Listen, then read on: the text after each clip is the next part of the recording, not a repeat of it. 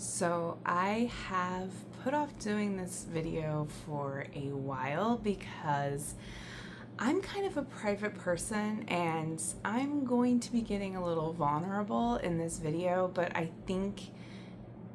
feel inspired that I need to say these things. So I'm going to just go ahead and talk about the emotional side of behavior, working with students with behavioral needs, the IEP process, all of it, being a teacher and a parent and a former student with an IEP, and just share my experience and the things that have happened to me and what has shaped me on my journey to where I am now, and kind of what I hope to see and do moving forward. So if you've never come to my channel before, if you're new here, my name is Rachel and I am a K through 12 behavior specialist. And before I was a behavior specialist, I was a special education teacher.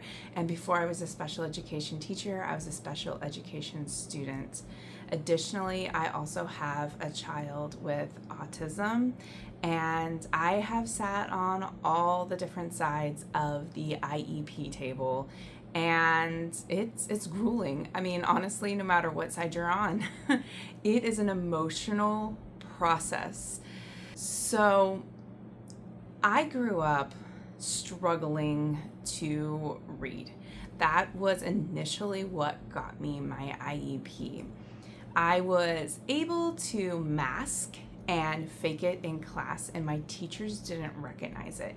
But my mom worked at home with me, and she could see that I was significantly struggling. And this was different because my brothers never really struggled with school. In fact, they were on the opposite ends. They are both incredibly gifted.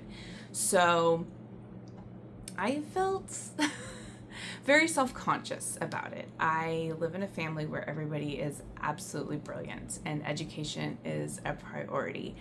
And my mom's an attorney and my dad worked in the financial space, and everybody is just very intellectual. They like to have intellectual conversations. And struggling with school was really embarrassing for me. And kids made fun of me for it. And I remember not wanting my services growing up because kids would make fun of me because I had to go to the special class and work with the special teachers with the dumb kids.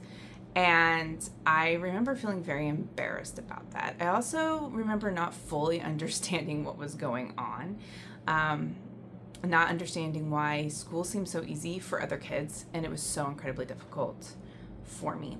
Now, I didn't have any outward behaviors. I was just more like the kind of kid that would just go to my happy place. I would disassociate a lot in school. And because I didn't have any like hyperactive behaviors, I wasn't ever diagnosed with ADHD, but later on, a doctor did diagnose me with ADHD. But once again, it's not the physically hyper ADHD, it's more the verbally hyper, more the mentally hyper, the anxiety, the zoning out, the not being able to keep track of things, the executive functioning ADHD. And so that was a challenge because I would be with my peers and I would present as typical most of the time.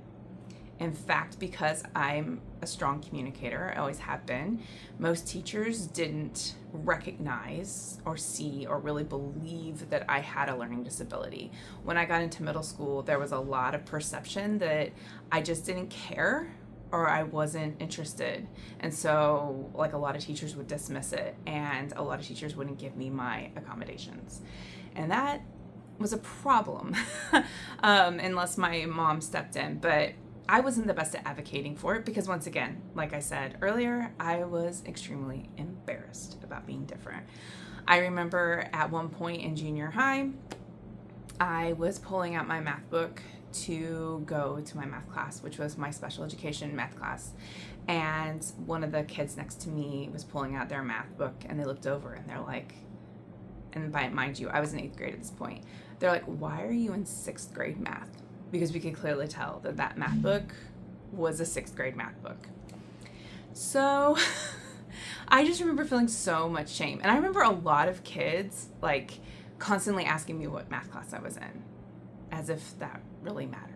I don't know why they ever asked me that. I think they knew that it was something that did embarrass me, and they knew that it was a way to get under my skin, I guess. I mean, or maybe they were inquisitive. I will never know because I don't know what other people were thinking. But it made me very self-conscious. And it really hindered my self-esteem a lot growing up. I kind of leaned into thinking I needed to be more of like an athlete, or I needed to be super pretty, because I felt like I couldn't compensate in the academic areas. I didn't feel like I was as smart as the rest of my family members. I really remember feeling that. I really remember feeling like I was surrounded with all of these people that had all these gifts and all these talents, and I was someone who had zero. And it felt like every time I try something, it was hard for me. The only thing I ever felt like I was naturally good at and I took to really easily was art. And obviously talking. But those didn't feel like they were very valuable skills growing up, when the world is surrounded in school with kids who are either academics or super beautiful or super athletic. And I felt like I was mediocre or even subpar in a lot of those categories. So my self-esteem really struggled. And this wasn't a time where like a lot of kids got help for that sort of thing. Therapy was kind of reserved for kids who had really big outward behavioral issues, not kids who were just struggling with anxiety and depression. And I don't think my story is unique to me. I think that a lot of elder millennials feel this. I think that is why so many of us push for our kids to get support and help, because so many of us felt like we weren't seen or recognized, and so we're responding to that. But when I moved out of junior high and I was going into high school, I was setting up my stuff for high school, all of my classes, and my grades were absolutely atrocious. I failed like 3 classes my 8th grade year because I didn't want to ask for help. I also didn't know how to study. I also didn't know how to organize myself. I didn't know where to start, and I had a learning disability on top of it. So it wasn't that I didn't want to do good. I just didn't know how to do good. And I remember I went into high school and I really wanted to go to college because that's what we did in my family. We went to college and that's what everybody did. And college seemed like this amazing place, and I wanted to go, and I did like to learn things. Like, despite what my grades were looking like, I liked learning and knowing things. I always have. I just struggled in the school setting. So I remember saying that I wanted to take college prep classes and getting heavily discouraged not to do that, and it coming from the, oh, but honey, we really worry about you, and can you do this, and you could fail. And it was all coming from that place. Like, I want to say, I don't think anybody was intentionally being mean or discriminatory. They thought they were doing the right thing. They thought they were. But the fact of the matter is you don't truly know someone's potential. Only they really can be the ones to actualize that potential. So you know what? If they think they can do it, let them do it. And that's pretty much what my mom advocated for. And reluctantly, they let me take those college prep classes, and I did it. And my freshman year, I actually had decent grades. I mean, I was never like a 4.0 student, but I did really put forth so much effort. I mean, it was B's and C's. It wasn't anything to write home about, but I put forth so much effort. But I was working an uphill battle because I had some serious executive functioning issues. Now, I will say that I did really hunker down in learning about how to use binders and planners, and that did help me. And I started my journey and my love of calendars because that's how I remembered everything. but I was also highly motivated because I wanted to be able to play on the sports teams, because I went to a very heavy sports school, and that was kind of like what you did if you wanted to be accepted and liked. And I wanted to make sure that I remained on my sports teams and my student government. So I did really put forth the effort. And I want to like stress, it's not that I didn't put forth the effort in junior high. I literally just didn't know how. And I was struggling so bad with my mental health, so bad. I don't even think my parents understood truly how much I was struggling, because I was bullied pretty heavily in junior high for a lot of things. And a lot of it was just that I think that, and we'll go into this talking more about my kid, I do think that those neurodivergent traits that I have made me just want to do things that were true to myself, not really necessarily what everybody else was doing. The mask side of me was like, yes, I have to do this to fit in, but like who I was on the inside wanted to do other things. So like I played football in 8th grade with the boys, which that was heavily frowned upon. I was made fun of relentlessly for that, and this was back in the late 90s, where anytime a girl did anything that was against the grain of just being a feminine activity, they would like use slurs and homophobic language towards you, and that was a huge problem. And that was really, really hard on my mental health. So like a lot of girls didn't like me because I was hanging out with the boys, and a lot of the boys didn't like me because I was in their space. So yes, I did set myself up for that, but then honestly, I was being my authentic self on the inside. It was something that I wanted to do for me, and it wasn't honored. But anyway, so I had a lot of mental health stuff going on. But I went into high school with a determination that I was going to prove this lady wrong. And it was so hard, but I was able to graduate with a good enough GPA to be able to get into a lower tier 4-year school. So I was happy with where I went. I think that my undergraduate school was a good school for me, because I did receive, I think, a fair amount of decent support for my accommodations when I went to my school, because it was a smaller school, but it wasn't like one of the big schools. I really, really wanted to go to IU right out of high school, but the fact of the matter is I didn't have the SAT scores. Let's not even talk about how I did on the SAT and the ACT. It was bad. And I didn't have the GPA to get in. So I went to Indiana State University, which is a very good university. I just want to stress that. But it wasn't one of the schools that all the kids were going to. But I think it was the right fit for me. And I majored in journalism, and I was in a sorority, and things actually went really well for me in college. I got pretty good grades. I only struggled really in my math classes, and I ultimately ended up taking math classes through a community college, which ended up being better for me. And I graduated, and I worked in my chosen field for a little while, and it wasn't it for me. And the recession hits. I found out, I got married. I found out that I was pregnant, and the recession hit, and I couldn't find a job because no one was going to hire a pregnant lady, because I looked very pregnant very fast. So I stayed home for a little while with my kids, and then my husband joined the military, and I started subbing, and then I became a teacher, started subbing, and then I went off to graduate school and got my master's in special education and started teaching as a special education teacher. And during that whole time, my whole goal was to help the kids who struggled like I did. But I hadn't really thought about the kids who struggled behaviorally, because I didn't struggle behaviorally myself. I just struggled with academics and self-esteem and executive functioning stuff. And so I started off thinking that was the route I wanted to go into, but I noticed a lot of kids were struggling behaviorally. I didn't know anything about autism when I was in high school. I really hadn't heard much about it even when I was in my undergraduate in college. And when I started working my first job as a para, I worked in a classroom with students with autism, but they were more like higher support needs autism. So I hadn't really worked with a lot of kids who were what level 1 autism, as we call it. So that kind of just happened over time. And I worked in some pretty intense programs for kids who had behavioral needs, and it was just kind of something that I understood. Even though I personally didn't struggle in that area as a student, I could see their pain and how that's not who they wanted to be, that they were heavily misunderstood, and that there were a lot of factors outside of themselves, environmentally, and chemically, and the supports in school that just were not supporting them. And so following the behavior track really just became something I was interested in.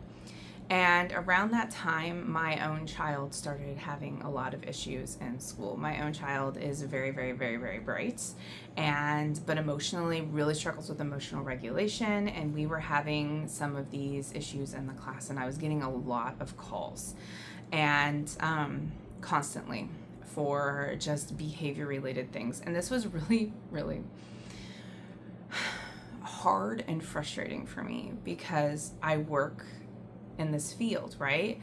And my own child's struggling. And I think sometimes we get in our heads and we think, well, these are for these kids that come from these struggling backgrounds, or they have this sort of thing going on. I don't do the things, right? We have my kid has everything they need. There's no trauma. Like, I'm a good mom, right? And I hope I'm saying that right. I'm not wanting to offend anybody, but this was kind of like the thing that was going on in my mind at the time, is I'm like, I did all the things. Like, when I was pregnant with my daughter, I was so incredibly healthy. I went to the gym. I did yoga. I ate really well. I really took care of myself, took my vitamins, went to all my appointments, did everything that you were supposed to do by the book. And when both my children were born, we started reading the minute I brought them home from the hospital. We started a bedtime routine, and we did reading. And I exposed my kids to things. I took them to museums and parks and playgroups and all the things you're supposed to do. And so when my kids started to struggle, I didn't want to believe it. And I was embarrassed. Like, I was so embarrassed because this is what I do.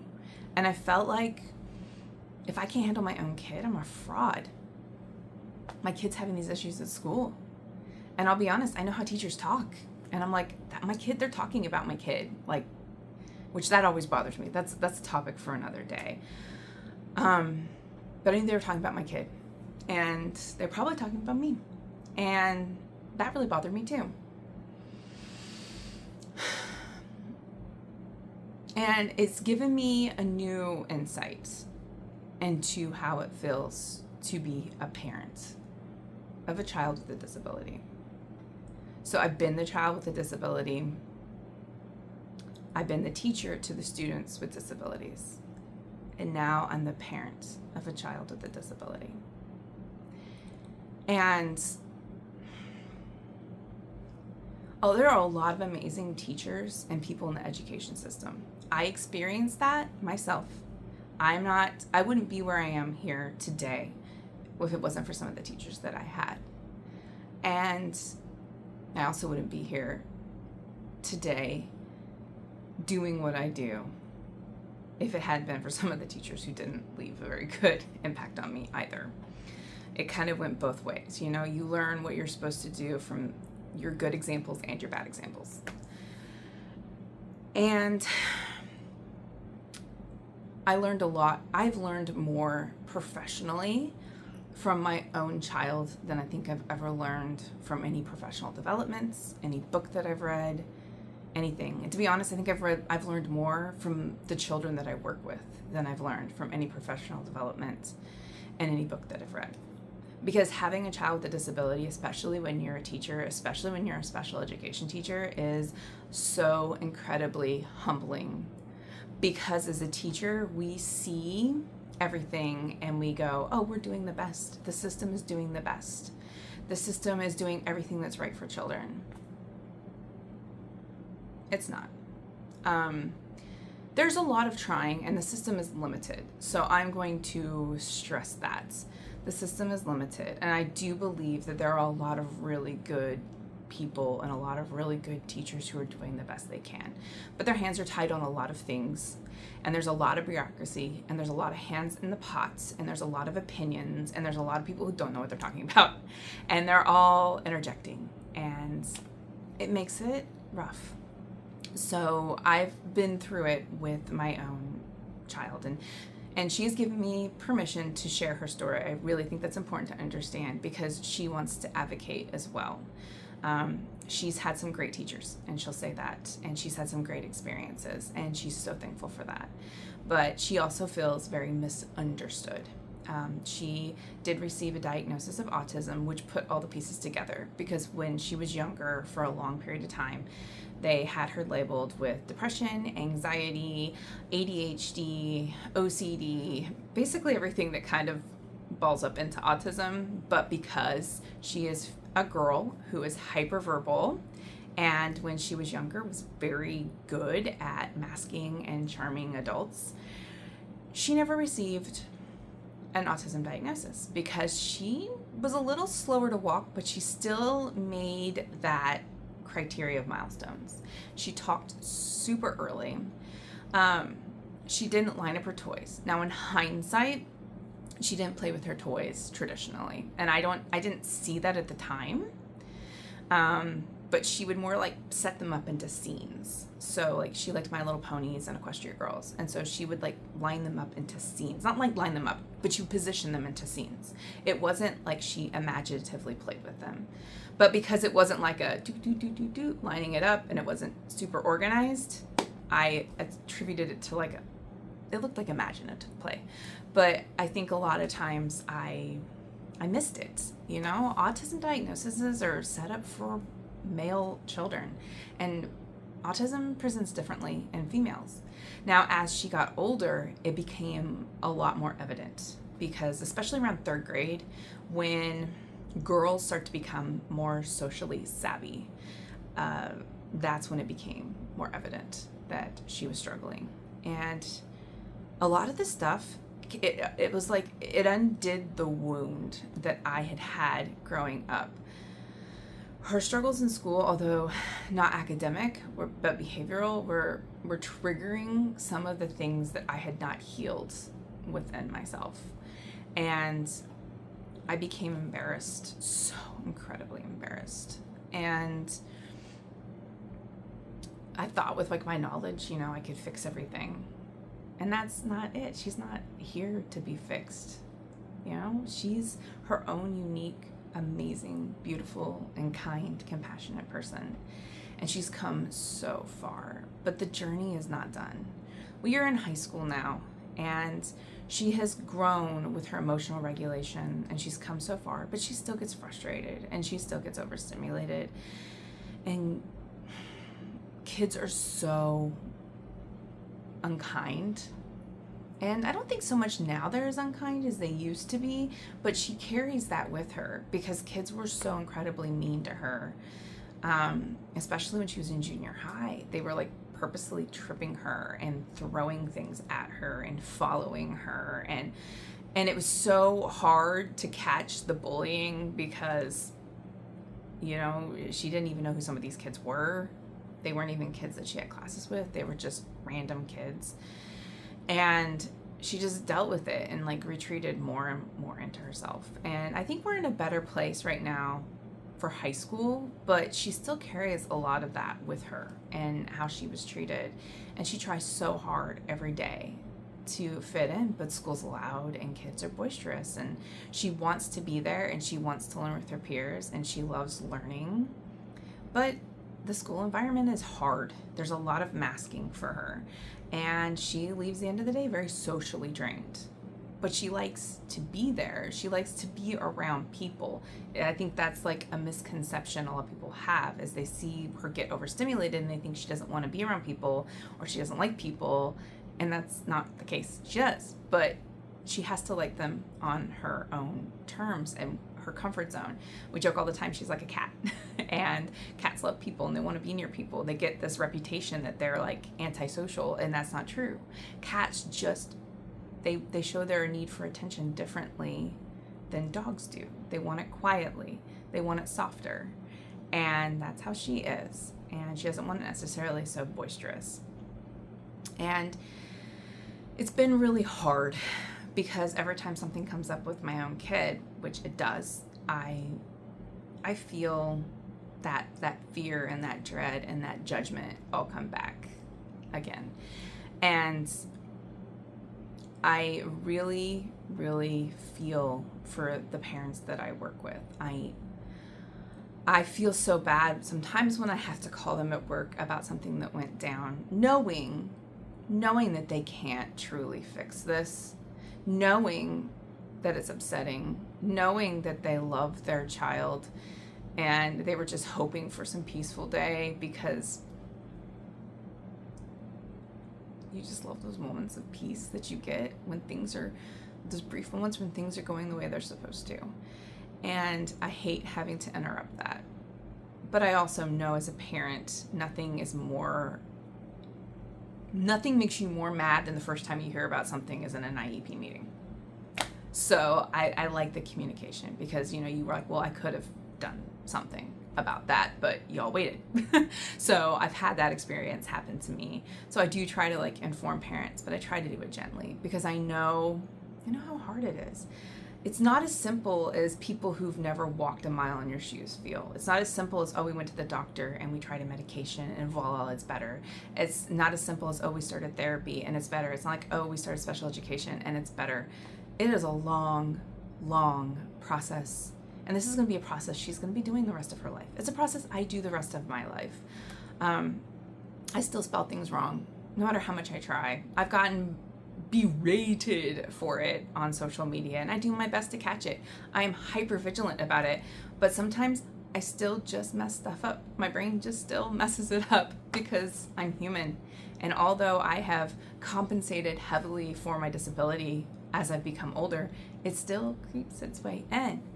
And that's how it's going to be for her. And she tries so hard to fit in a world that was not made for her. She masks and she puts her most into her day, and she tries so hard. And then people want to say that we need to do more trying. And that's so frustrating, because can't they try a little bit? It costs $0 to be a nice person. So it's been a rough and it's been a hard journey, but this is why I have created the channel that I have here, because I've been the burnt out teacher too. And that's why I know that sometimes I have to step back and take a break, because I don't ever want to be in a frustrated, burned out, bad headspace where I ever make a child feel bad about themselves. And I'm sure that there have been moments where I haven't been my best self. And I don't know, I've always made sure, even with my own children, even with the kids I work with, I always apologize, because we are human and we have a lot on our plates as teachers. We do. We're being asked to do a job that is frankly impossible. I know just having one child with these needs is a lot. And she doesn't need a lot of support. She only needs mild to moderate supports. And having a child that needs full-time 24/7 support is more than a full-time job. And then when you teach classes and you have a lot of kids that have these needs, it's a lot. And then on top of it, we have paperwork, and we have people who say we're not doing it enough. And we do have some difficult parents. I think most parents are doing the best they can with the skills that they have. And we only know what we have been taught. And I do think, and what we've been taught by the people that were raised in the community that we're in. And some people, we have the very, very huge generational wealth and blessing of having emotionally regulated parents and a community that's highly supportive. But that is rare. Most people don't have that. And some of these parents are literally doing the best they can with the skills they have. And some of these parents have disabilities very similar to their children, and they never were supported. They never got SEL curriculum. They never learned conflict resolution. They never learned how to manage their emotions and pull themselves out of fight or flight. They don't know. And then they're in systems that continue to push them down. And they can't get the social welfare supports they need. And they're living paycheck to paycheck. And a lot of them aren't getting the help they need with medical care. And then they come into a school, and sometimes IEP meetings are just so mundane for teachers. It's what we do day in and day out. It's a meeting, right? And we come in with our procedurals, stuff that we do. And we list our strengths, and we list our needs. And we list all the ways that the kids are struggling, because the meeting is literally about the kids struggling. It is. And the parents hear all the ways their child is struggling. And it is a blow. Boom. Your kid can't get any work done. Boom. They fight with their peers. Boom. They're not on grade level. Boom. They're 5 grade levels behind. Boom. They're not going to graduate with a regular diploma. All of these things come at parents, and every time that boom hits, it feels like a subtle, you suck at this. And I don't think we ever intend for it to feel that way. But it feels that way. And we can't just sit there and gloss over everything with these parents. I mean, we have to talk about the child's needs. But I think we also need to make sure that we let the parents know when they walk in how amazing that they are, that they're here today, and how we want to support them. And there's a lot of noise. And people make money off of contention, and people make money off of wanting to fight. And I'll be real, there are situations where schools are not doing the best for kids. So there is definitely a place for advocates in the school systems. I understand, because there are schools that do not do what they're supposed to be doing. But I would say the majority really truly are.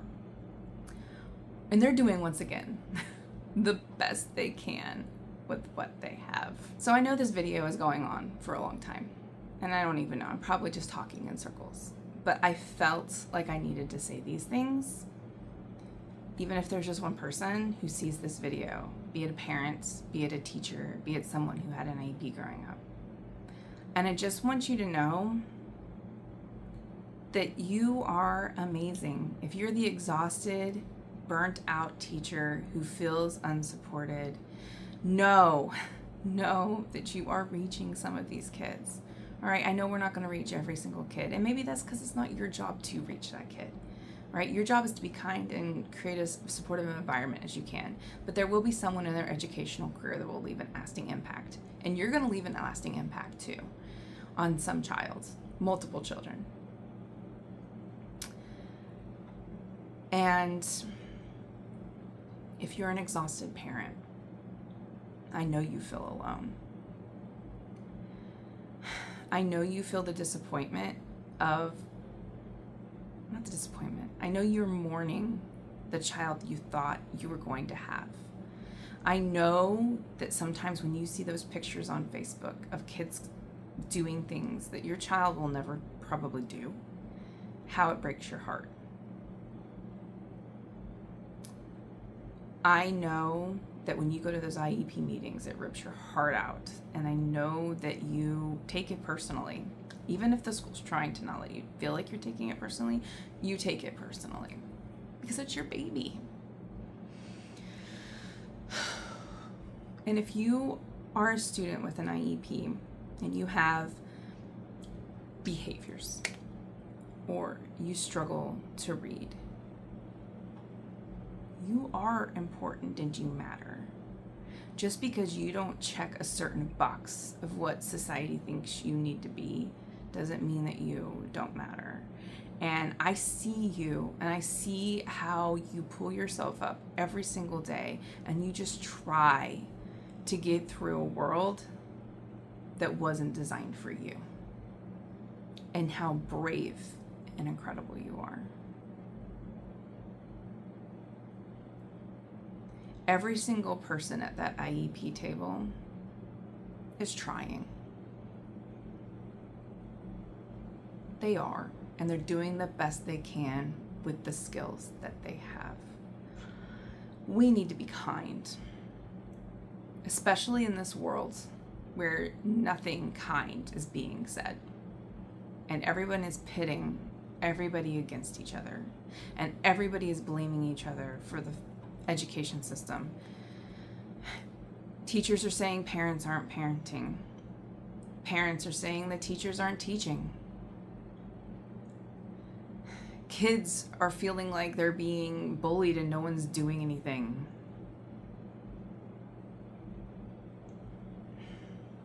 And the fact of the matter is we're all trying, but some of this stuff is bigger than us.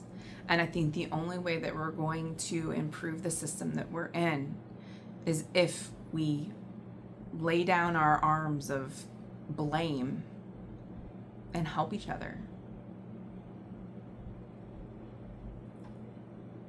And how do we do that? We watch videos like what I'm talking about now. We learn from other people's perspectives. Parents, we really listen to our kids' teachers. You are the expert on your child because you've lived with them, but they're the expert on how to teach. Okay? So listen to your parents, listen to your child's teacher. And teachers, listen to your students' parents.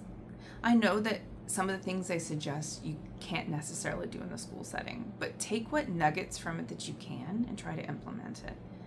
It doesn't have to be, you can't mimic the parents, you can't replicate what the parents do because you just don't have the ability to.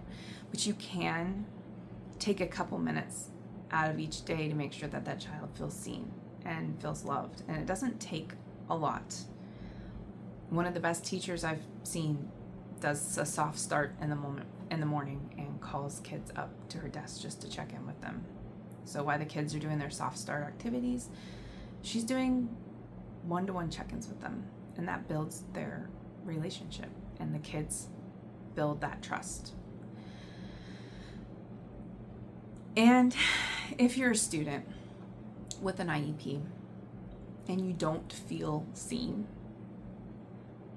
make sure that you are learning to tell the people around you what you need. That's okay.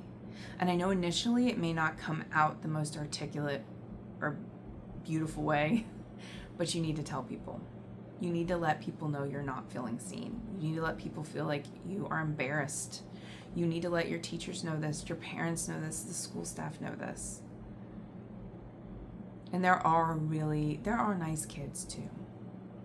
I know that there are a lot of mean ones, and please report those bullies. And I know sometimes it feels like that the school's not doing things, but they are. But oftentimes their hands are tied because those kids have their own baggage, and they have parents, and they have rights, and there's so much to the picture than we see. We only see what's currently happening to us, and we don't necessarily know the whole picture. And no one should be mistreated, and no one should be bullied, and no one should have to go to school in fear. That is definitely true. So if your school's not doing anything to address your safety in that sense, then that's a problem. But also understand they can't remove every single student that is mean to you, because those students do have rights too. And I don't mean that in like a mean way. It's just once again, it's like we don't know what's going on with everybody. And pretty much everybody's got something going on. Especially right now, everybody's got something going on. And just give yourself the benefit. Give others that benefit. Give them that grace. And know that you can't control other people. You can't. You can only control your response and reaction. Hopefully some of the things that I've said today are helpful. If not, I feel better for saying what I needed to say. So there's that. But thank you so much for watching this video, especially if you stayed till the end. I know this is a long one. I don't normally do videos this long. But I just felt like with everything going on in this world that I needed to say this. And if it just helps one person empathize with someone who's going through something different than them, and we learn to be a little bit kinder, then it was worth it. So thank you for watching, and if you think this could help somebody else, please share. If you haven't already, please subscribe. I would love to have you here. I really am trying to build a little community where all of us can learn from each other. And, of course, if any of this resonated with you. And I will catch you in the next video.